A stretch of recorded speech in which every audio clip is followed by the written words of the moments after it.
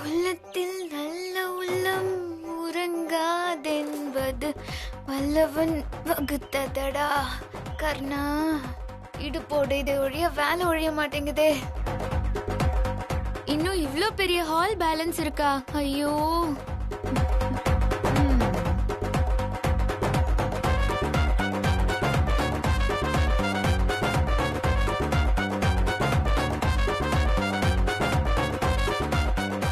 ஆடி பாடி டான்ஸா போடுறேன். உன்னை பாக்குறதுக்கு உன் அப்பா வரான். வந்து பாத்துட்டு ஷாக்ல அப்படியே நெஞ்சு புடிச்சுட்டு அழ போறான்.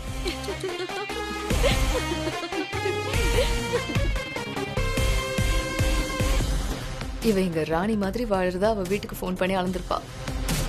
இப்போ அப்பனை பார்த்ததும் முக்காடு போட்டு அழ போறாளோ இல்ல மூலையில உட்காந்து அழ போறாளோ? 2 பேரும் அழுது வடிஞ்சு இன்னைக்கே போட்டியை கட்டிட்டா நல்லா இருக்கும்.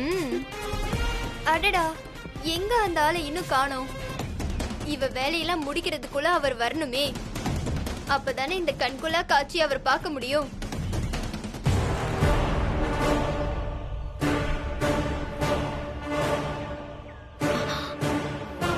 ஏய் இரு இரு, சோக சீன் ஸ்டார்ட் ஆக போகுது. என்னக்கா சொல்ற?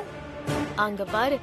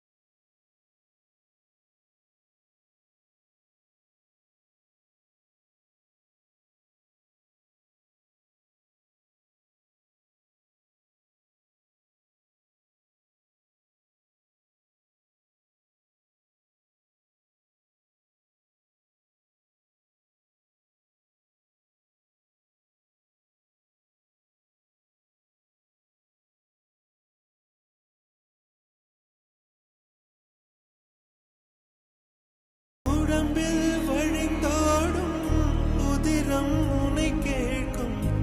நான் செய்த தீங்கு என்ன?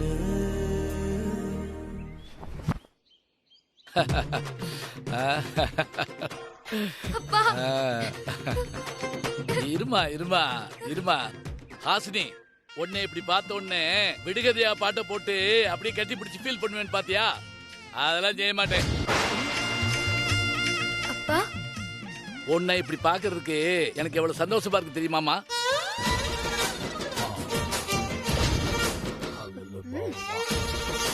என் பிள்ளையா இதுன்னு எனக்கே ஆச்சரியமா இருக்கு.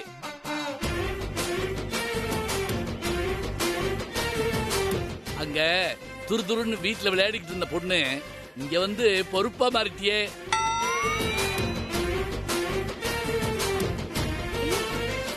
அது சரிம்மா, இதுல என்னமா இருக்கு? நம்ம வீட்டு வேலைய நாம தானம்மா பார்க்கணும்.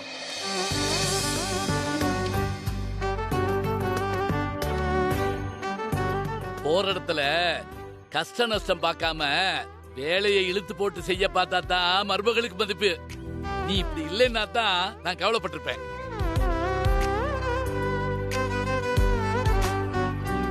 கல்யாணம் பண்ணிட்டு வந்த இடத்துல பொறுப்பா வேலையை பார்க்கலன்னு வச்சுக்கோ, என்ன பிள்ளைய வளர்த்திருக்காங்க அப்படின்னு எங்களை தானே வைவாங்க. ஆனா இப்போ உன்னை நினைக்கிறப்ப ரொம்ப பெருமையா இருக்குமா. சொதப்ப. என்னதான் பிறந்த வீட்டுக்கு நாம மகளா இருந்தாலும் புகுந்த வீட்டுல வேலைன்னு வந்துட்டா நாம தான் முதல்ல வேலைக்காரியா மாறணும். கைக்குள்ளே வச்சு வளர்த்த பிள்ளை போற இடத்துல எப்படி இருக்க போறாளான்னு நான் ரொம்ப பயந்தம்மா. ஆனா இப்ப எனக்கு அந்த கவலை இல்லம்மா. இன்னைக்கு நான் ரொம்ப சந்தோஷமா தூங்குவோமா. என்னக்கா சீன் ரிவர்ஸ் ஆயிடுச்சு? இந்த ஆளு பாசமல ரேஞ்சுக்கு ஒரு அழகாச்சி காவியம் பண்ணுவாருன்னு பார்த்தா சேம் சைடு கோல் போட்டாரு. சும்மா கிடந்த சங்க ஊதி கெடுத்த மாதிரி ஆளுக்கு ஒரு பக்கம் கிடந்தவங்களை கூப்பிட்டு கட்டி பிடிச்சு சந்தோஷப்பட வச்சிட்டோமே. ஐயோ, நம்ம சீன் இப்படி ட்விஸ்ட் ஆயிடுச்சே. ஐயோ, நம்ம சீன்ல ட்விஸ்ட் ஆகுறது இல்ல, நம்ம சீனே அப்படிதான் இருக்கு.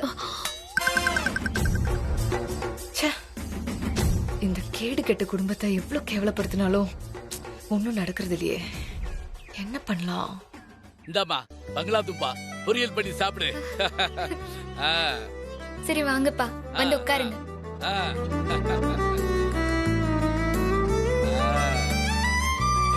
ஏன்பா, தங்கச்சியும் கூட்டிட்டு வந்திருக்கலாம்ல, அவளை பார்க்கணும் போல இருக்கு. எல்லாத்தையும் கூட்டிக்கிட்டு நாளைக்கு தான் வரலான் இருந்தம்மா. அதுக்காகத்தான் உனக்கு பங்களா தும்பா வாங்குறதுக்காக மார்க்கெட் போயிருந்தேன். அப்ப ஒரு 2வது மருமக மாயா இல்ல, அவங்க எனக்கு போன் பண்ணி நீ என்னைய பார்க்காம ரொம்ப வருத்தமா இருக்கேன்னு சொல்லி சொன்னாங்க. உடனே ஓடி வந்துட்டம்மா.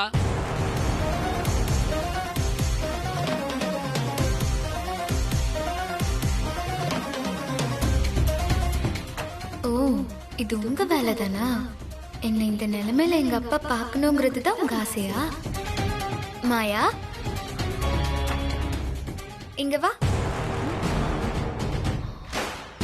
உன்னதா, இங்க வா.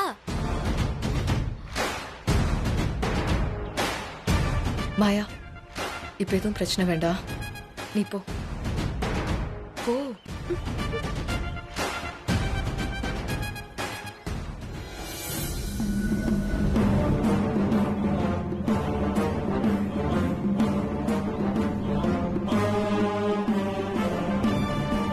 வாங்கம்மா, நல்லா இருக்கீங்களா? உங்க வீட்டுக்காரங்க எல்லாம் எப்படி இருக்காங்க? அவங்க வீட்டுக்காரங்க என் வீட்டுக்காரர் தயவுல நல்லா இருக்காங்க. ஆ, ஆ, ஆ. அப்பா, என்னப்பா சாப்பிடுறீங்க? காஃபியா டீயா? அதெல்லாம் எதுவும் வேணாம்மா. அதெல்லாம் ஒண்ணும் இல்ல. மாயா சூப்பரா காஃபி போடுவா. மாயா, ஒரு காஃபி எடுத்துட்டு வா. ஹாசினி, அவங்களேமா டிஸ்டர்ப் பண்ற? அதெல்லாம் ஒண்ணும் இல்லப்பா. என்னோட மருமகளுங்க இந்த மாமியாரோட பேச்ச உடனே கேட்பாங்க இல்லையா மாயா? போ, போய் காஃபி எடுத்துட்டு வா. போ. போ.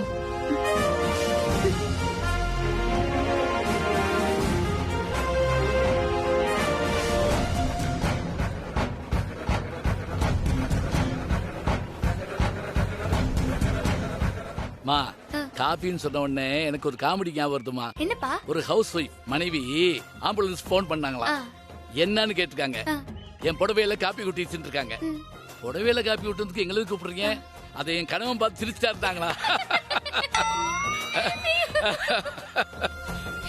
அவசியம் காஃபி குடிச்சாகணுமா?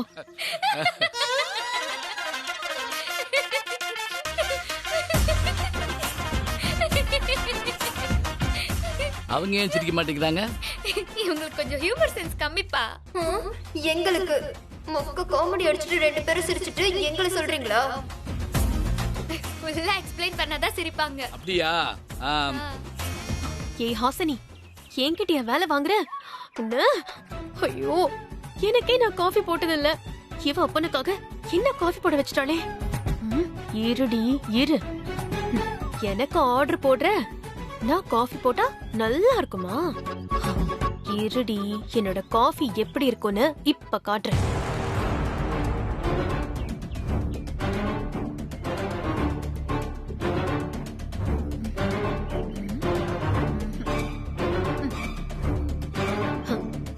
எங்க ஆசையில மண்ணள்ளி போட்ட உங்களுக்கு காஃபியில உப்பள்ளி போடுறதுல தப்பே இல்ல.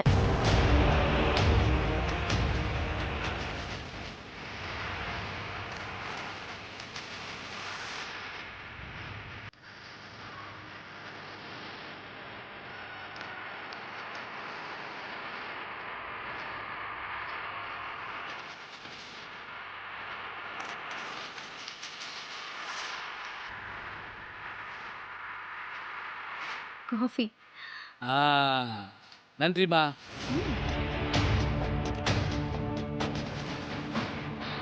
காஃபில உப்பு அள்ளி கொட்டிருக்கு, குடிக்கவே முடியாது. சுகர் போட்டாலும் அதை குடிக்க முடியாது.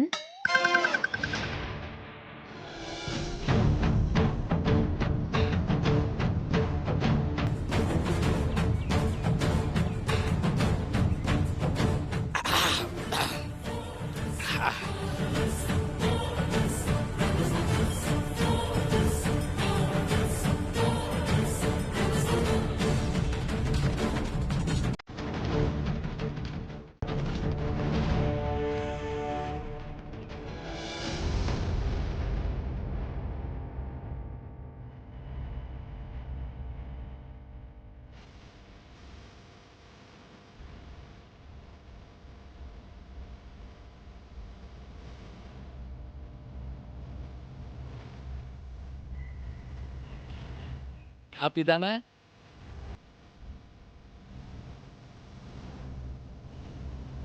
என்ன காப்பியான்னு கேட்குறேன். இல்ல இல்ல, தேவாமிர்தம்.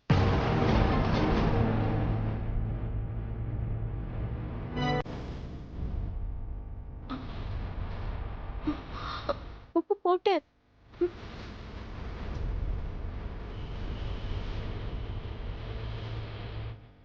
உங்க அம்மாவையும் மிஞ்சிட்டாங்கம்மா காப்பி போடுறதுல.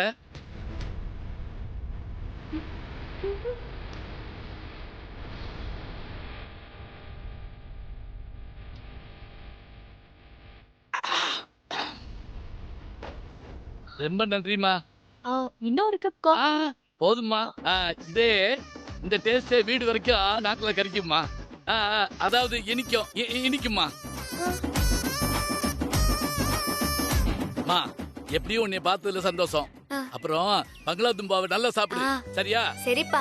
அப்பா இருங்க, சாப்பிட்டு போலாம். இல்லம்மா, அதெல்லாம் வேண்டாம். இன்னொரு நாளைக்கு அம்மாவையும் சுவேதாவையும் கூட்டு வந்து நல்லா சாப்பிட்டு போறேம்மா. சரிப்பா. மாப்பிள்ளை எங்கம்மா? பாத்துட்டு போயிடுறேன். மேல மாடியில இருக்காருப்பா. அப்படின்னா நான் போய் பார்த்துட்டு பேசிட்டு வந்துட்டுமா? சரி சரி சரி. வர்றேன்.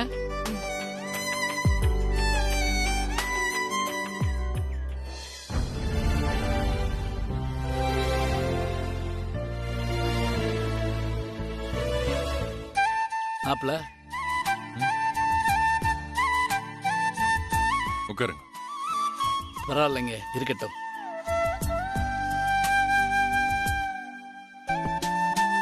சொல்லுங்க. நல்லா இருக்கீங்களா மாப்பிள்ள?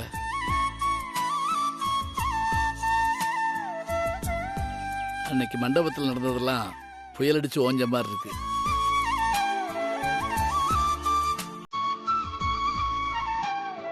அங்க நடந்தது என்னன்னு என்னால யோசிக்க கூட முடியல. இன்னைக்கு வரைக்கும் எது சரி எது தப்புன்னு என்னால யோசிக்கவே முடியல.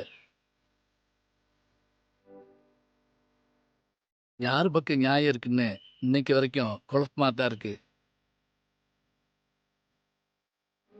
ஆனா ஒண்ணும் மாப்பிள்ள,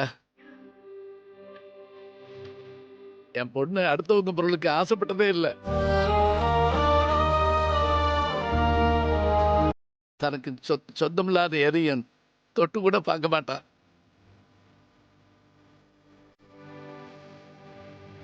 அப்படிப்பட்டவ ஒருத்தருடைய வாழ்க்கையை ஏமாத்தி கொண்டு வந்துட்டான்னு சொன்னதை என்னால் நம்ப முடியல.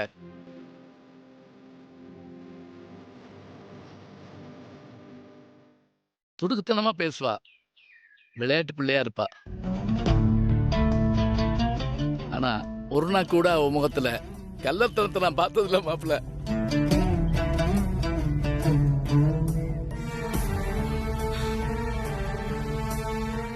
தாய் இல்லாத பிள்ளை செல்லமா வளர்த்தா. அவ ஏதாவது தப்பு செஞ்சிருந்தா மன்னிச்சுக்கங்க. உண்மையிலேயே உங்க குடும்பம் பெரிய குடும்பம். உங்களுக்கு எல்லாமே தெரியும் மாப்பிள்ள. அவ வெகுலியா ஏதாவது செஞ்சு உங்க மனசு வலிக்கிற மாதிரி நடந்துட்டான்னா தயவுசெய்து நீங்க அவளுக்கு தண்டனை கொடுத்துறாதீங்க. அதுக்கு பதிலா அவளுக்கு என்ன ஏதுன்னு கத்து கொடுங்க. அவ வாழ்க்கையில சந்தோஷப்படுற மாதிரி நான் எதுவுமே செஞ்சதில்லை. ஆனா அவ இந்த வீட்டுக்கு மருமகளா வந்து நினைச்சு நான் ரொம்ப சந்தோஷப்படுறேன்.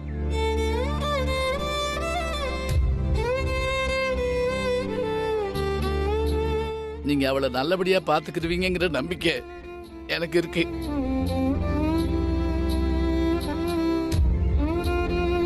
நான் வர்ற மாப்பிள்ள.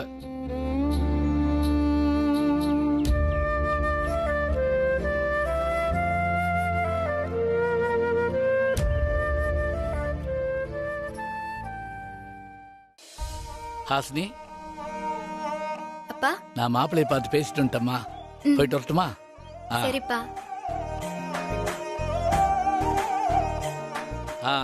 சரிங்கம்மா, நான் வர்றேன். நீ போட்ட காஃபி சூப்பரா இருந்ததுமா. ஆனா என்ன, சக்கரை தான் கொஞ்சம் தூக்கலா இருந்துச்சு.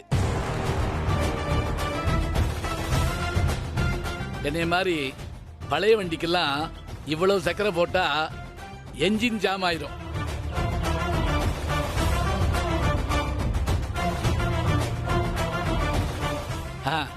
உன் காஃபிய நான் மறக்கவே மாட்டேம்மா. உன் வீட்டுக்காரு கொடுக்காதம்மா. வர்றேம்மா.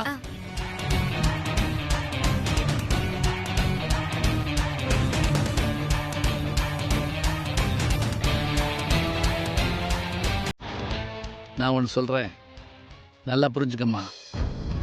தான் செய்ய போகிற செயலுடைய அந்த வழி என்னன்னு தெரிஞ்சுக்கிட்டு நம்மளை பாதுகாத்துக்கிட்டா பகையாளியுடைய ஆணவம் தானே அழிஞ்சு போயிடும். இதைத்தான் வள்ளுவர் வகையறிந்து தற்செய்து தற்காப்ப மாயும் பகைவர்கண் பட்ட செருக்கு. இதை நீ நல்லா ஞாபகம் வச்சுக்கணும். உன் எதிர்கால வாழ்க்கைக்கு பயன்படும். மாமா. சரிப்பா.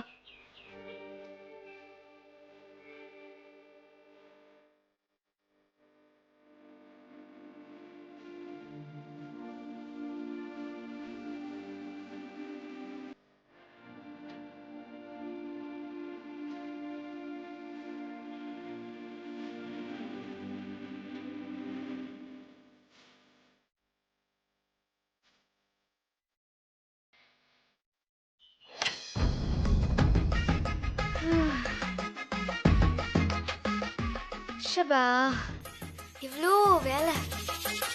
வீடா இது? அரண்மனை மாதிரி இருக்கு. கால் வைக்கிற இடம் எல்லாம் ரூமா இருக்கு. மொத்தத்தையும் சுத்தம் பண்றதுக்குள்ள அப்பப்பப்பப்பப்பப்பா.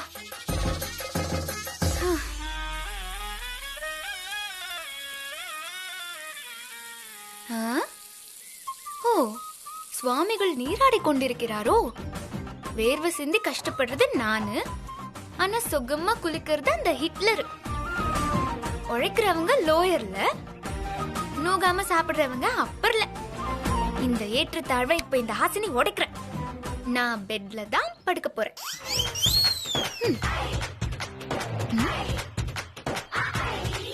சும்மா படுத்திருந்தா என்கிட்ட சண்டை போட்டு இழுத்து கீழே போட்டுருவாரு ஹிட்லர்.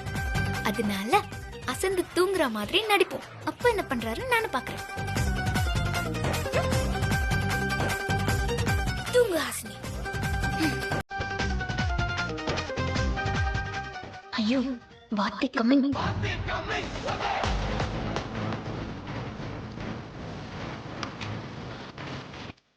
ஏய் ஏந்திரி, என்ன பெட்ல படுத்துட்டு இருக்க? நான் தூங்கிட்டேன். ஏந்திரிங்கறல ஏந்திரிங்கறல ஏந்திரி.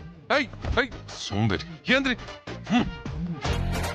எனது இன்றைய கடின உழைப்பை பாராட்டி போர்வை போத்திய வட்ட செயலாளர் வண்டுமுருகன் அவர்களே. ஏய் லூசு, கண்டது வளரிட்டு இருக்காத. Get up. ஏந்திரி.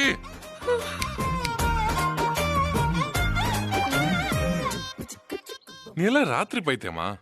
தூக்கத்துல நடக்கிற, கண்டது வளர்ற. ஏன் இப்ப நீ பெட்ல படுத்த? இறங்கு இறங்கு. இப்போ நான் ஏன் எழுந்திருக்கணும்? இது என்னோட பெட். இது உங்களோட பெட்னா நான் தினமும் தரையில படுக்கிறேனே, அப்போ தரைக்கு நான் தான் ஓனரா? என்னோடதுன்னு சின்ன புள்ள மாதிரி அடம் பிடிச்சிட்டு இருக்கீங்க. நான் படுத்தா பெட் வேணான்னு சொல்லுமா, இல்ல நீங்க ஒரு நாளைக்கு பெட்ல படுக்கலன்னா பெட் அழப்போதா என்ன? என் பெட்ல படுத்தது மட்டும் இல்லாம இப்ப அதிக பிரசங்கத்தனை வேற பண்றியா?